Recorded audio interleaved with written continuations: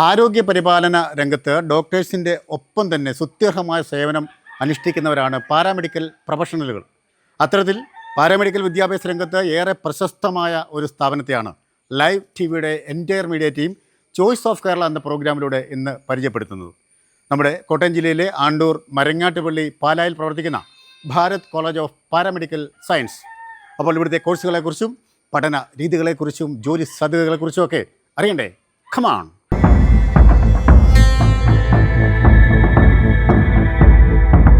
കേരളത്തിൽ പാരാമെഡിക്കൽ കോഴ്സുകൾ പഠിക്കുന്നതിന് ഏറെ പ്രശസ്തമായ ഞങ്ങളുടെ ഭാരത് കോളേജ് ഓഫ് പാരാമെഡിക്കൽസിലേക്ക് ഏവർക്കും സ്വാഗതം.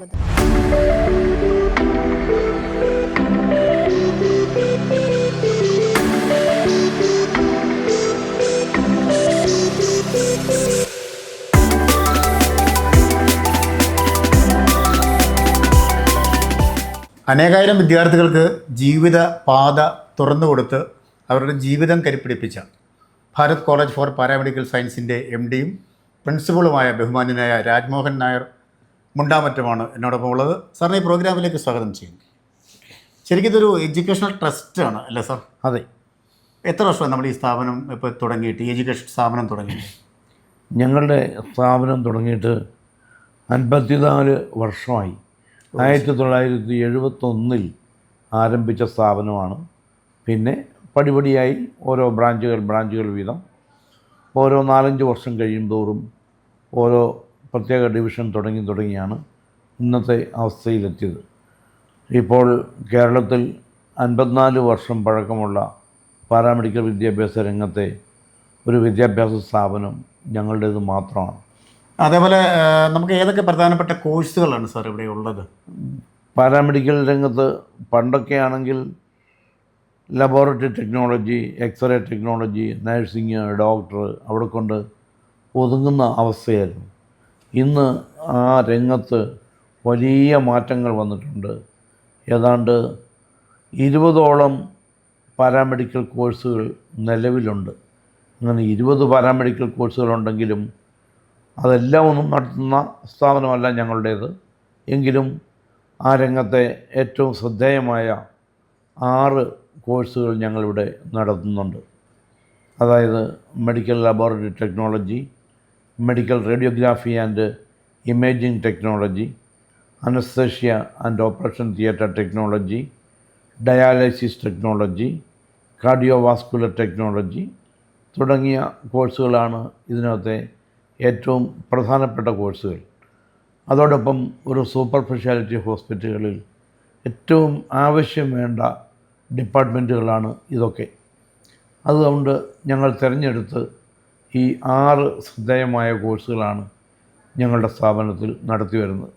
ഈ കോഴ്സുകൾ പഠിക്കുന്നവരുടെ വിദ്യാഭ്യാസ യോഗ്യത എന്താണ് സാർ? വിദ്യാഭ്യാസ യോഗ്യത 10ാം ക്ലാസ് പാസ്സായവർക്ക് ഡിപ്ലോമ കോഴ്സുകൾക്കും അതോടൊപ്പം തന്നെ +2 പാസ്സായവർക്ക് ഡിഗ്രി കോഴ്സുകൾക്കും പ്രവേശനം ലഭിക്കുന്നതാണ്. നമുക്ക് ആൺകുട്ടികൾക്കും പെൺകുട്ടികൾക്കും ഒക്കെ പഠിക്കാൻ പറ്റുന്ന കോഴ്സുകൾ? തീർച്ചയായിട്ടും ഞങ്ങളുടെ കോളേജിൽ ആൺകുട്ടികൾക്കും പെൺകുട്ടികൾക്കും പഠിക്കാവുന്ന കോഴ്സുകളുണ്ട്. അപ്പോൾ അതിനൊരു എക്സാമ്പിൾ പറയുകയാണെങ്കിൽ ലബോറട്ടറി ടെക്നോളജി ജോലി സാധ്യത ഏറ്റവും കൂടുതലുള്ളത് പെൺകുട്ടികൾക്കാണ്. അതിന് മുൻഗണന ലഭിക്കുന്നതും പെൺകുട്ടികൾക്കാണ്. എന്നാൽ റേഡിയോഗ്രാഫി ആൻഡ് ഇമേജിംഗ് ടെക്നോളജി എന്ന രംഗത്ത് ആൺകുട്ടികൾക്ക് ഏറ്റവും ജോലി സാധ്യതയുള്ള കോഴ്സാണത്. പ്രത്യേകിച്ച് ആ കോഴ്സിനുള്ളൊരു പ്രത്യേകത,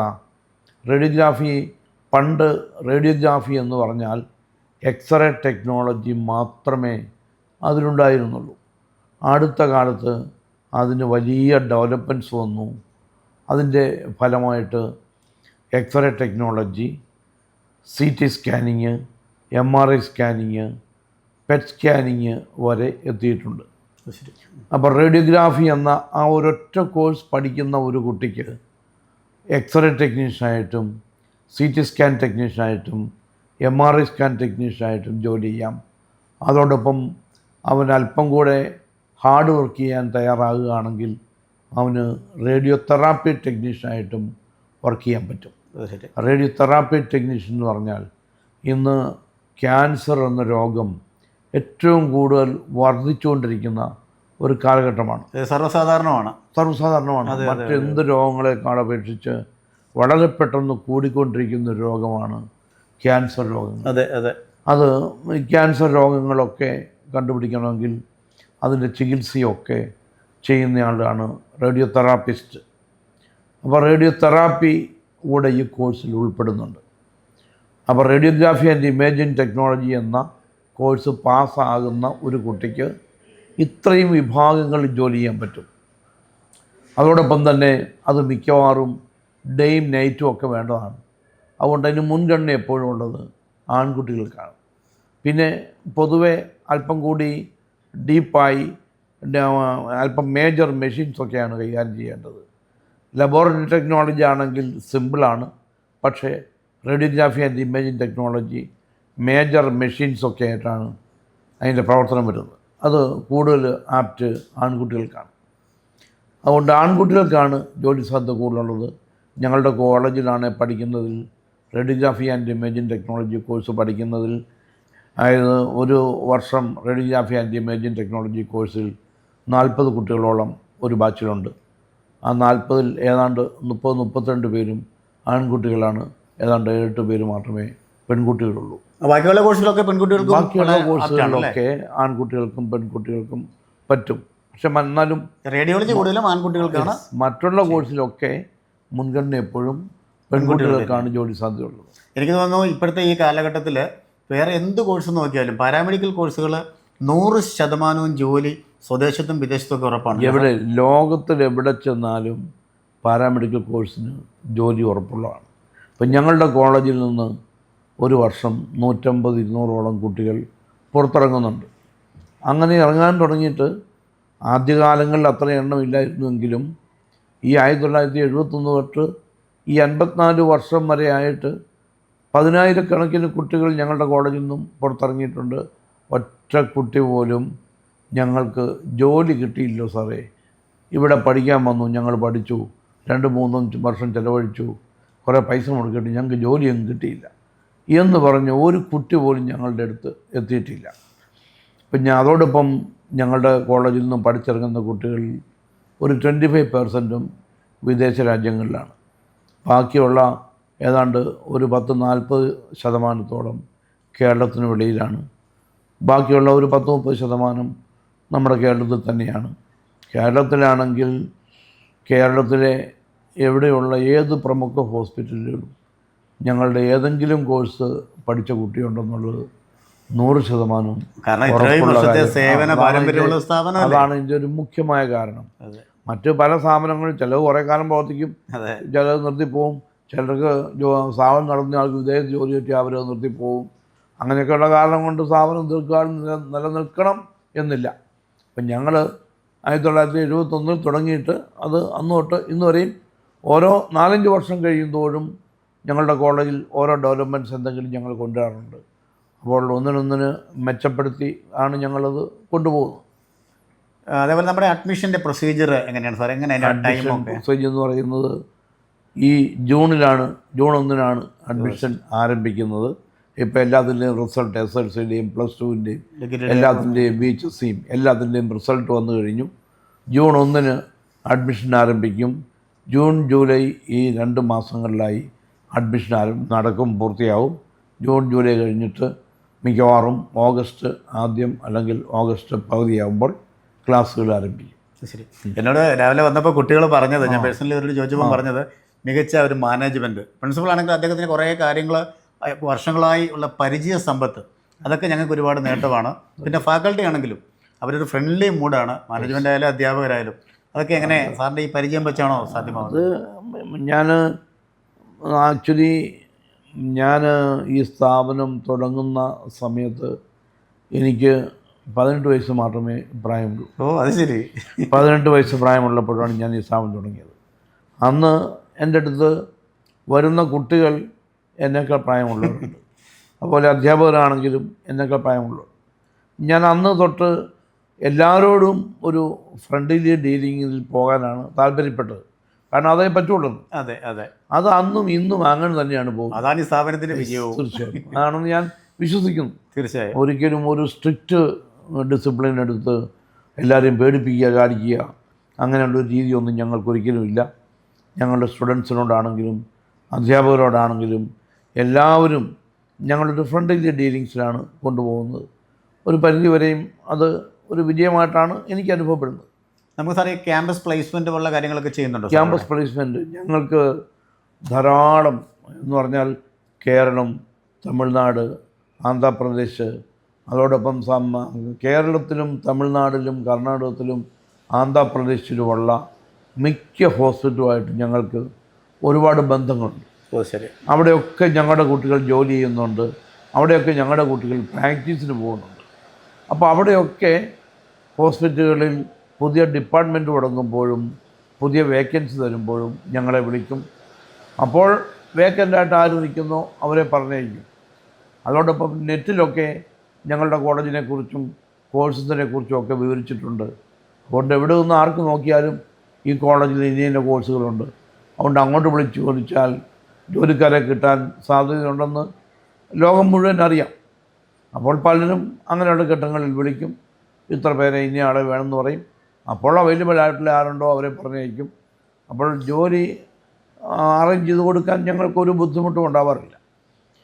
തന്നെയുമല്ല, ഞങ്ങളുടെ കോഴ്സ് പൂർത്തിയാക്കി കൂട്ടി കഴിഞ്ഞിട്ട് സാറേ ജോലി വാങ്ങിത്തരണം എന്ന് പറഞ്ഞ് വരുന്ന ആൾക്കാർ വളരെ കുറവാണ്. കാരണം അവർക്ക് തന്നെ അത് കണ്ടുപിടിക്കാൻ കഴിയുന്നുണ്ട്. ജോലി കിട്ടിയിരിക്കും. ജോലി കിട്ടിയിരിക്കും. പിന്നെ അപൂർവം ചിലർ മാത്രമേ, ചിലർക്ക് ചില സ്ഥലങ്ങളിലെ കാലാവസ്ഥ പിടിക്കുന്നില്ല, അല്ലെങ്കിൽ ചില സ്ഥലങ്ങളിലെ ആഹാരം പിടിക്കുന്നില്ല, അല്ലെങ്കിൽ ചില സ്ഥലങ്ങളിൽ പിന്നെ ഭാഷ പറ്റുന്നില്ല. ഇങ്ങനെയൊക്കെ ഓരോ ബുദ്ധിമുട്ടുണ്ടാകുമ്പോൾ അവിടുന്ന് മാറിയേ കൊള്ളാം എന്നും പറഞ്ഞ് വരാറുണ്ട്. അതല്ലാണ്ട് ജോലിയില്ല, ജോലി കിട്ടിയില്ല എന്നും പറഞ്ഞ് ഒരു കുട്ടിയും വരുന്നില്ല. പിന്നെ നമുക്ക് എല്ലാവർക്കും മനസ്സിലാക്കാവുന്നതേ ഉള്ളൂ, മറ്റെന്ത് രംഗത്തേക്കാൾ കൂടുതൽ ജോലി സാധ്യതയുള്ളത് മെഡിക്കൽ രംഗത്താണ്. അത് ഉറപ്പാണ്. മനുഷ്യൻ ദിവസം തോറും വർദ്ധിച്ചുകൊണ്ടിരിക്കുന്നു. മനുഷ്യൻ വർദ്ധിക്കുന്നതിനേക്കാൾ ഉപരിയായി രോഗങ്ങൾ വർദ്ധിച്ചുകൊണ്ടിരിക്കുന്നു. പണ്ടെങ്ങും കേട്ടിട്ടില്ലാത്ത, കണ്ടിട്ടില്ലാത്ത പുതിയ പുതിയ രോഗങ്ങൾ, വൈറസ് രോഗങ്ങളും ബാക്ടീരിയ മൂലമുള്ള രോഗങ്ങളും, കാരണം കണ്ടുപിടിക്കാത്ത രോഗങ്ങൾ പോലും പലതും ഇപ്പോൾ വന്നുകൊണ്ടിരിക്കുന്നു. ഇങ്ങനെ രോഗങ്ങൾ വർദ്ധിക്കും തോറും ആശുപത്രികൾ വർദ്ധിക്കും, ഡയഗ്നോസ്റ്റിക് സെൻ്ററുകൾ വർദ്ധിക്കും. അതെ. അപ്പം ഈ രംഗത്ത് ജോലി ഒരു പ്രശ്നമേ അല്ല. എത്ര പേരുണ്ടെങ്കിലും ജോലി കിട്ടാൻ ഒരു ബുദ്ധിമുട്ടുമില്ല. ഇന്നിപ്പോൾ ജോലി ഈ രംഗത്ത് മികച്ചവരെ കിട്ടാൻ ബുദ്ധിമുട്ടാണ്. അതോടൊപ്പം ഇതിന് വേറൊരു പ്രത്യേകതയുള്ളത്, മറ്റ് രംഗങ്ങളിൽ പഠിച്ച് ഒരു ജോലി കിട്ടിയാൽ തന്നെ ആ ജോലിക്ക് ഒരു ശാശ്വത സ്വഭാവമില്ല, സ്ഥിരതയില്ല. കുറേ കഴിയുമ്പോൾ അവനെ പറഞ്ഞു. അതെ, ഇവിടെയുള്ള ഒരു പ്രത്യേകത, ഈ രംഗത്ത് ഒരു ജോലി കിട്ടിക്കഴിഞ്ഞാൽ അവൻ മര്യാദയ്ക്ക് നിൽക്കുന്നവനും സബ്ജക്റ്റ് അറിയാവുന്നവനുമാണെങ്കിൽ അവൻ്റെ ജോലിയുടെ കാലയളവ് എന്ന് പറയുന്നത് ഒരു ജീവിതകാലം മുഴുവനാണ്, ലൈഫ് ലോങ് ആണ്. അതായത് പ്രായം കൂടുന്തോറും, അനുഭവം കൂടുന്തോറും, ഓരോ ഡിപ്പാർട്ട്മെൻറ്റിലെയും ഇൻവെസ്റ്റിഗേഷനെ കുറിച്ചുള്ള എക്സ്പീരിയൻസ് കൂടുന്തോറും അങ്ങനെയുള്ള ആൾക്കാരെയാണ് ഹോസ്പിറ്റലുകാർക്ക് എപ്പോഴും വേണ്ടത്. അപ്പം ഞങ്ങൾക്കാണെങ്കിൽ 4 ഡയഗ്നോസ്റ്റിക് സെൻറ്റേഴ്സ് ഞങ്ങളുടെ ഉടമസ്ഥർ പ്രവർത്തിക്കുന്നുണ്ട്. ഞങ്ങൾക്ക് പാലായിൽ ഭാരത് ഡയഗ്നോസ്റ്റിക് സെൻ്ററുണ്ട്, തൊടുപുഴയിൽ ഭാരത് ഡയഗ്നോസ്റ്റിക് സെൻ്ററുണ്ട്, അതോടൊപ്പം ചേർപ്പങ്കൽ ഒരു ഭാരത് മെഡിക്കൽ സെൻ്ററുണ്ട്. ഇവിടെയൊക്കെ വർക്ക് ചെയ്യുന്നവർ 10, 15, 20 വർഷത്തെ എക്സ്പീരിയൻസ് ഉള്ളവരാണ്. അവരെ ഒന്നും അവർ പോകാതിരിക്കാൻ, അവരെ വിടാതിരിക്കാൻ ഞങ്ങൾ പരമാവധി ശ്രദ്ധിക്കും. കാരണം അങ്ങനെയുള്ളവരെയാണ് നമുക്ക് ആവശ്യം. അതെ. അപ്പം ഈ രംഗത്തുള്ള ഒരു ഏറ്റവും വലിയൊരു ഗുണം അതാണ് ജോലി സ്ഥിരത. അത് ഇത്രയും ജോലി സ്ഥിരത മറ്റൊരു ഡിപ്പാർട്ട്മെൻറ്റിനും അവകാശപ്പെടാനില്ല. ഇപ്പോൾ ട്രാവൽ ആൻഡ് ടൂറിസം ജോലി കിട്ടും, IT മേഖല ജോലി കിട്ടും, ഇതിനൊന്നും ജോലി സ്ഥിരതയില്ല. കാരണം അവരൊക്കെ അവൻ്റെ ജീവിതത്തിൻ്റെ, ഒരു കുട്ടിയുടെ ആൺകുട്ടി ആണെങ്കിക്കോട്ടെ പെൺകുട്ടി ആയിക്കോട്ടെ, അവരുടെ ജീവിതത്തിൻ്റെ ഏറ്റവും സുവർണകാലം 10 25 വയസ്സുള്ള ഒരു ആൺകുട്ടിക്ക് പെൺകുട്ടിക്ക് IT മേഖലയിലോ ട്രാവൽ ആൻഡ് ടൂറിസത്തിലോ ജോലി കിട്ടിയാൽ അവരെ അവിടെ നിലനിർത്തുന്നത് 5 10 വർഷമായിരിക്കും. ദെൻ അവരെ വിട്ടിട്ട് കുറേ പുതിയ കുട്ടികളെ അങ്ങോട്ട് അപ്പോയിൻറ്റ് ചെയ്യും. പക്ഷേ ഇവിടെ അങ്ങനൊരു പ്രശ്നമേ ഇല്ല. ഇവിടെ വേണ്ടത് പ്രായം കൂടിയവരെയാണ് വേണ്ടത്, എക്സ്പീരിയൻസ് കൂടിയവരെയാണ് വേണ്ടത്, അനുഭവം കൂടിയവരെയാണ് വേണ്ടത്. അതുകൊണ്ട് ജോലിയുടെ കാലയളവ് എന്ന് പറയുന്നത് ഒരു ജീവിതകാലം മുഴുവനാണ്. ഇവിടെ ടെർമിനേഷൻ ഇല്ല, പെൻഷൻ അല്ലെങ്കിൽ റിട്ടയർമെൻ്റ് ഇല്ല, പിരിച്ചുവിടലില്ല, റിട്ടയർമെൻ്റ് ഇല്ല, പിരിച്ചുവിടലില്ല. അതാണ് ഇതിൻ്റെ ഏറ്റവും വലിയ പ്രത്യേകത. ഇപ്പോൾ ഗവൺമെൻറ് ഹോസ്പിറ്റലിൽ വർക്ക് ചെയ്യുന്ന ഡോക്ടർമാർ അവരെ പിടിച്ചു പറിച്ചാൽ കൊണ്ടുപോകുന്നത്. ഇപ്പോൾ കോട്ടയം മെഡിക്കൽ കോളേജിൽ നിന്ന് റിട്ടയർ ചെയ്യുന്ന ഡോക്ടർമാരെ സമീപത്തുള്ള സൂപ്പർ സ്പെഷ്യാലിറ്റി ഹോസ്പിറ്റലുകാർ പിടിച്ചു പറിച്ചു കൊണ്ടുപോകാം. അതുപോലെ തന്നെയാണ് മറ്റു രംഗത്തുള്ളവർ. അപ്പം അങ്ങനെ റിട്ടയർമെൻ്റ് ആയിട്ടുള്ള ആൾക്കാർക്ക് പിടിച്ചു പറിച്ചു കൊണ്ടുപോകും. കാരണം ഇതാണ് ഇതിൻ്റെ കാരണം. അവൻ്റെ എക്സ്പീരിയൻസാണ് ഏറ്റവും വലിയ മുതൽക്കൂട്ട്. അപ്പം ഈ പ്രത്യേകതകൾ ലഭ്യമാകുന്നത് മെഡിക്കൽ ആൻഡ് പാരാമെഡിക്കൽ രംഗത്ത് മാത്രമാണ്. അതൊക്കെയാണ് ഇതിൻ്റെയുള്ള പ്രത്യേകതകൾ. ഇങ്ങനെയുള്ള പ്രത്യേകതകളുള്ളതുകൊണ്ട് യുവജനങ്ങൾക്ക് വിശ്വസിച്ച് ഒരു ജോലി ആഗ്രഹിക്കുന്നവർക്ക്, ഒരു ജോലി ജീവിതമാർഗമാകണം എന്ന് ആഗ്രഹിക്കുന്നവർക്ക് ഏറ്റവും പറ്റിയ മേഖല പാരാമെഡിക്കൽ കോഴ്സുകളാണെന്ന് എനിക്ക് നമ്മുടെ യുവസമൂഹത്തോട് ഉറപ്പ് പറയാൻ കഴിയും. അതോടൊപ്പം നമ്മുടെ കുട്ടികളുടെ രക്ഷകർത്താക്കൾക്ക് വാഗ്ദാനം കൊടുക്കാൻ കഴിയും. ഞങ്ങളുടെ കുട്ടികൾക്ക് പഠിത്തം കഴിഞ്ഞാൽ ജോലി കിട്ടാത്തവർ ഞങ്ങളെ സമീപിച്ചാൽ മതി. അവർക്ക് ജോലി ഏർപ്പാടാക്കി കൊടുക്കാൻ ഞങ്ങൾക്ക് പറ്റും. ഇതൊക്കെയാണ് ഇതിനുള്ള പ്രത്യേകതകൾ. 2 വർഷത്തെ ഡിപ്ലോമ കോഴ്സുകൾ പൂർത്തിയാക്കി ഇവിടെ നിന്നും കടന്നു പോകുന്ന സ്റ്റുഡൻസിന് പ്ലേസ്മെൻറ്റോടുകൂടി വിവിധ ഹോസ്പിറ്റലുകളിൽ വർക്ക് ചെയ്യാവുന്നതാണ്. 6 മാസത്തെ ഇൻറ്റേൺഷിപ്പ് ഉണ്ട്. അതിനുശേഷം ആണ് കുട്ടികൾക്ക് ഹോസ്പിറ്റലിൽ ജോലിക്ക് പ്രവേശിക്കാവുന്നത്. അതുപോലെ തന്നെ അവരുടെ കരിയറിന് വേണ്ടി ഇവിടെ നിന്നുള്ള പഠനം ഒരു വലിയ മുതൽക്കൂട്ട് തന്നെയാണ്. അതിനുള്ള എല്ലാ ട്രെയിനിങ്ങും നമ്മളിവിടെ കൊടുക്കുന്നുണ്ട്. കുട്ടികളുടെ പഠനം മോർണിംഗ് സെക്ഷൻ തിയറിയും ആഫ്റ്റർനൂണ് അവർക്ക് പ്രാക്ടിക്കൽ ക്ലാസ്സുകളുമാണ് കൊടുത്തുകൊണ്ടിരിക്കുന്നത്. വളരെ വിദഗ്ധരായ അധ്യാപകരാണ് ഇവിടെ നമ്മൾ ക്രമീകരിച്ചിട്ടുള്ളത്. അതുപോലെ തന്നെ ഇവിടെ നിന്നും പോയിട്ടുള്ള എല്ലാ ഡിപ്ലോമ സ്റ്റുഡൻസിനും, എല്ലാ ഡിപ്പാർട്ട്മെൻറ്റിൽ നിന്നുള്ള ഡിപ്ലോമ സ്റ്റുഡൻസിനും ഇതുവരെയും ജോലി കിട്ടിയിട്ടുണ്ട്. ഒരാൾ പോലും ജോലി ഇല്ലാതെ നിൽക്കുന്ന ഒരു സന്ദർഭം ഉണ്ടായിട്ടില്ല എന്നെടുത്ത് പറയട്ടെ. അതുപോലെ ഇവിടെ കടന്നു വരുന്ന സ്റ്റുഡൻസിൻ്റെ എക്സ്ട്രാ കരിക്കുലർ ആക്ടിവിറ്റീസും അതോടൊപ്പം മുൻപോട്ട് കൊണ്ടുപോകുന്നതിന് ഞങ്ങൾ പരിശ്രമിച്ചിട്ടുണ്ട്. എല്ലാ വിധത്തിലുള്ള പഠന സൗകര്യങ്ങളും ഇവിടെ നമ്മൾ ചെയ്തിട്ടുണ്ട്. ഏറ്റവും എടുത്തു പറയത്തക്കതായിട്ടുള്ളത് ഇവിടെ പ്ലേസ്മെൻ്റ് ഉണ്ട് എന്നുള്ളത് തന്നെയാണ്. ഒരിക്കൽ കൂടി 2 വർഷത്തെ പഠനത്തിന് ശേഷം അവർക്ക് 6 മാസത്തെ ഇൻറ്റേൺഷിപ്പും കഴിഞ്ഞതിന് ശേഷമാണ് ജോലിയിൽ പ്രവേശിക്കാവുന്നത്. ഭാരത് കോളേജ് ഓഫ് പാരാമെഡിക്കൽ സയൻസിൻ്റെ HOD സിന്ധു മാമാണ് നമ്മോടൊപ്പം ഉള്ളത്. നമസ്കാരം. നമുക്ക് പ്രധാനമായിട്ട് ഏതൊക്കെ കോഴ്സുകളാണ് ഇവിടെ ഉള്ളത്? നമുക്കിവിടെ BSc MLT, BSc RIT, BSc OT-AT, BSc dialysis, BSc CVT, CSSD, പിന്നെ ഇതിൻ്റെ എല്ലാത്തിൻ്റെയും ഡിപ്ലോമ കോഴ്സുകളും നമുക്കിവിടെ ഉണ്ട്. ശരി. നമ്മുടെ അഡ്മിഷൻ പ്രൊസീജിയർ എങ്ങനെയാണ്? നമ്മളിവിടെ മെയ് ജൂണിലാണ് നമ്മളിവിടെ അഡ്മിഷൻ സ്റ്റാർട്ട് ചെയ്യുന്നത്. ഇപ്പം നമ്മുടെ ഓൺലൈൻ വഴിയും അല്ലാതെ നേരിട്ട് കോളേജിൽ വന്നും നമുക്ക് ഈ അഡ്മിഷൻ ഉറപ്പാക്കാം. ശരി. അപ്പോൾ നമുക്ക് ഈ പഠിത്തം കഴിഞ്ഞ് കഴിഞ്ഞാൽ ക്യാമ്പസ് പ്ലേസ്മെൻ്റ് ആണ് എല്ലാവരും നോക്കുന്നത്? തീർച്ചയായിട്ടും. പ്ലേസ്മെൻറ്റ് ഇവിടെ നമ്മുടെ ഇന്ത്യക്കകത്തും പുറത്തും അതുപോലെ എല്ലായിടത്തും വേൾഡ് വൈഡ് നമുക്ക് പ്ലേസ്മെൻറ്റ് കിട്ടുന്നുണ്ട്. എല്ലാ കുട്ടികളും ഇത് 2004 തുടങ്ങിയ യൂണിവേഴ്സിറ്റി കോഴ്സുകളിൽ പഠിച്ച കുട്ടികൾക്ക് എല്ലാവർക്കും തന്നെ അതിനകത്തെ ഒരു 90% കുട്ടികളും പുറത്താണ്. ശരി. ഇന്ത്യക്ക് പുറത്ത് തന്നെയാണ് നല്ല രീതിയിൽ സാലറി മേടിച്ചവർ വർക്ക് ചെയ്യുന്നത്. ശരി. ശരിക്കും അനുഭവമാണ് അറിവ് എന്ന് പറയുന്നത് പോലെ ഞാനിവിടെ ഇരുന്നപ്പോൾ ഒരുപാട് ചോദ്യങ്ങൾ എൻ്റെ മനസ്സിൽ വന്നു. അദ്ദേഹത്തിൻ്റെ ആ അനുഭവം വെച്ച്, അദ്ദേഹത്തിൻ്റെ ആ പരിചയം വെച്ച്, പാരാമെഡിക്കൽ രംഗത്തെ അറിവുകൾ വെച്ച് ഒരുപാട് കാര്യങ്ങൾ അദ്ദേഹം നമ്മൾ വളരെ സിമ്പിളായി ഒരു അധ്യാപകൻ ക്ലാസ് എടുക്കുന്ന പോലെ പ്രിയപ്പെട്ട ഇത് കേൾക്കുന്ന പ്രേക്ഷകർക്കായി പറയുകയുണ്ടായി. ഇനി തങ്ങളുടെ ലക്ഷ്യങ്ങൾ എന്തൊക്കെയാണ്? വളരെ ഒന്ന് ചുരുങ്ങിയ വാക്ക്. ലക്ഷ്യങ്ങളെന്ന് പറയുന്നത് ഞങ്ങൾക്ക് ഈ രംഗം വിട്ട് മാറ്റിട്ട് എങ്ങോട്ടും മാറാൻ ഞങ്ങൾക്ക് ഉദ്ദേശമില്ല. ഇനിയും മുന്നോട്ട് എത്ര കാലങ്ങൾ കഴിഞ്ഞാലും, എനിക്കിപ്പോൾ 72 വയസ്സ് പ്രായമായി, എന്നാലും എൻ്റെ കാലശേഷമാണെങ്കിലും സ്ഥാപനം എന്നേക്കാൾ മെച്ചപ്പെട്ട രീതിയിൽ പ്രവർത്തിച്ചു കൊണ്ടുപോകണം. അതുകൊണ്ട് എൻ്റെ മൂത്ത മകൻ ഇവിടെ തന്നെയുണ്ട്. എൻ്റെ മൂത്ത മകന് MSc MLT ഒക്കെ കഴിഞ്ഞിട്ട് അവൻ UK പോയി ഒരു 10 വർഷത്തോളം UK വർക്ക് ചെയ്യായിരുന്നു. അവനെ ഞാൻ നിർബന്ധിച്ച് ഇങ്ങോട്ട് കൊണ്ടുപോകും. ഇതാണ് നമ്മുടെ കാരണം എനിക്ക് ശേഷം ഇത് കൊണ്ടുപോകണ്ടേ. തീർച്ചയായും എനിക്ക് ശേഷം ഇത് നിർത്തിപ്പോകാന്നൊരു വലിയൊരു ഉദ്ദേശം പ്രസ്ഥാനം തുടങ്ങി വെച്ച് കൊടുത്തു. എനിക്ക് ശേഷം ഇതങ്ങോട്ട് വിറ്റേക്കാം എന്നൊരു ഉദ്ദേശമില്ല. എനിക്ക് ശേഷം പ്രളയം എന്നൊക്കെ അതെ, പറയാം. എനിക്ക് ശേഷം ഞാൻ എങ്ങനെ നടത്തിയോ അതിനേക്കാൾ ഒരുപടി മെച്ചപ്പെട്ട രീതിയിൽ നടന്നു പോകണം. തീർച്ചയായിട്ടും അതാണ് നടക്കുന്നുണ്ട്. ആഗ്രഹിക്കുന്നത്. അതുകൊണ്ട് ഞാൻ എൻ്റെ മൂത്ത മോനെ കൂടെ ഇങ്ങോട്ട് കൊണ്ടുപോകുന്നു. പിന്നെ എൻ്റെ രണ്ടാമത്തെ മോനാണെങ്കിൽ അവന് ഡോക്ടറാണ്, അവൻ മെഡിക്കൽ ഓങ്കോളജിസ്റ്റാണ്, ക്യാൻസർ സ്പെഷ്യലിസ്റ്റാണ്. അവൻ എറണാകുളത്ത് മെഡിക്കൽ ട്രസ്റ്റ് ഹോസ്പിറ്റലിലെ മെഡിക്കൽ ഓങ്കോളജിസ്റ്റാണ്.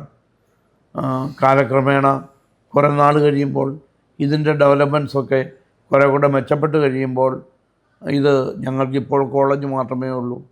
കോളേജ് കുറേ കൂടെ ഡെവലപ്പ് ചെയ്ത് കഴിയുമ്പോൾ അവരൊക്കെ കൂടെ താല്പര്യപ്പെട്ടാൽ തരക്കേടില്ലാത്ത ഒരു ഹോസ്പിറ്റൽ വരെ എത്തിക്കണം എന്നുള്ള താല്പര്യങ്ങളൊക്കെ ഞങ്ങളുടെ മനസ്സിലുണ്ട്. അതൊക്കെ പറ്റുമെന്നൊക്കെ ഞങ്ങൾ കണക്ക് കൂട്ടുന്നുണ്ട്. ഞങ്ങൾക്ക് സ്റ്റുഡൻസ് എന്ന് പറയുന്നത് കേരളത്തിലുള്ള എല്ലായിടത്തും ഞങ്ങൾക്ക് സ്റ്റുഡൻസ് ഉണ്ട്. കേരളത്തിലുള്ള എല്ലാ ജില്ലകളിൽ നിന്നും ഞങ്ങൾക്ക് സ്റ്റുഡൻസ് ഉണ്ട്. അതുമാത്രമല്ല ലക്ഷദ്വീപ്, ആൻഡമാൻസ് തുടങ്ങിയ പ്രദേശങ്ങളിൽ നിന്നും ഞങ്ങൾക്കിവിടെ സ്റ്റുഡൻസ് വന്ന് പഠിച്ചു പോയിട്ടുണ്ട്, ഇപ്പോഴും പഠിക്കുന്നുണ്ട്. അതൊക്കെ എങ്ങനെയാണ് വരുന്നത് ചോദിച്ചാൽ ഞങ്ങൾക്ക് അറിയത്തില്ല. പക്ഷേ അങ്ങനെയൊക്കെ വരുന്നുണ്ട്. കേരളത്തിന് പുറത്തുനിന്ന് നമ്മൾ കുട്ടികൾ വരാറുണ്ട്. ഞങ്ങൾക്ക് ലക്ഷദ്വീപിൽ നിന്ന്, അത് പക്ഷേ തമിഴ്നാട് ബന്ധം വെച്ചായിരിക്കും. ഈ ലക്ഷദ്വീപിലുള്ളവർ മുഴുവൻ തന്നെ തമിഴ്നാട്ടിൽ നിന്ന് പോയിട്ടുള്ളവരാണ്. അപ്പം അങ്ങനെയുള്ള ബന്ധങ്ങൾ വെച്ചായിരിക്കും. എങ്ങനെയാണോ ലക്ഷദ്വീപിൽ നിന്ന് കുറേ കുട്ടികൾ ഇവിടെ വന്ന് പഠിച്ചു പോയിട്ടുണ്ട്. ആൻഡമാൻസിൽ നിന്നും കുറേ കുട്ടികൾ പഠിച്ചു പോയിട്ടുണ്ട്. അതൊക്കെ തീർച്ചയായിട്ടും ഒരു സന്തോഷമുള്ളൊരു ഘടകം തന്നെയാണത്. അപ്പം ഈ അറിവാകുന്ന അഗ്നി പകർന്നു നൽകുന്ന താങ്കൾക്ക് ഒരു പ്രത്യേക നന്ദി പറയുകയാണ്. തീർച്ചയായിട്ടും.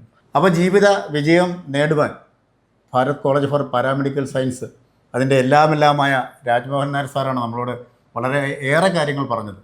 പ്രിയപ്പെട്ട പ്രേക്ഷകർക്കത് മനസ്സിലായി കാണും. അദ്ദേഹത്തിന് എല്ലാവിധ ആശംസകളും. നേരത്തെ ഞാൻ പറഞ്ഞ പോലെ ഒരു 150 സൂര്യചന്ദ്രന്മാരെ അത് താങ്കൾ കാണട്ടെ. കാര്യം താങ്കളെപ്പോലുള്ള ദൃഢനിശ്ചയമുള്ള ആളുകളാണ് ഞങ്ങൾക്ക് ആവശ്യം, ഞങ്ങളുടെ പ്രിയപ്പെട്ട കുട്ടികൾക്ക് ആവശ്യം. നമ്മൾ മറ്റുള്ള കോഴ്സുകളിലേക്കൊക്കെ പോവാതെ പാരാമെഡിക്കൽ കോഴ്സുകൾ പഠിക്കണമെങ്കിൽ നേരെ നമ്മുടെ ഭാരത് കോളേജിലേക്ക് എത്തുക. നിങ്ങൾക്ക് ഒരു ബെസ്റ്റ് ഓപ്പർച്യൂണിറ്റി തന്നെയാണ്. താങ്കൾക്ക് എല്ലാവിധ ആശംസകളും നേരുകയാണ്. മനോഹരമായ മറ്റൊരു എപ്പിസോഡിൽ കണ്ടുമുട്ടാം. സൈനിങ് ഓഫ് എൻ്റെ മീഡിയ ടീമിനും പ്രിയപ്പെട്ട ക്യാമറാമാൻ റജോയ് പർവൂറിനുമൊപ്പം ഷിയാദ് ചങ്ങനാശ്ശേരി.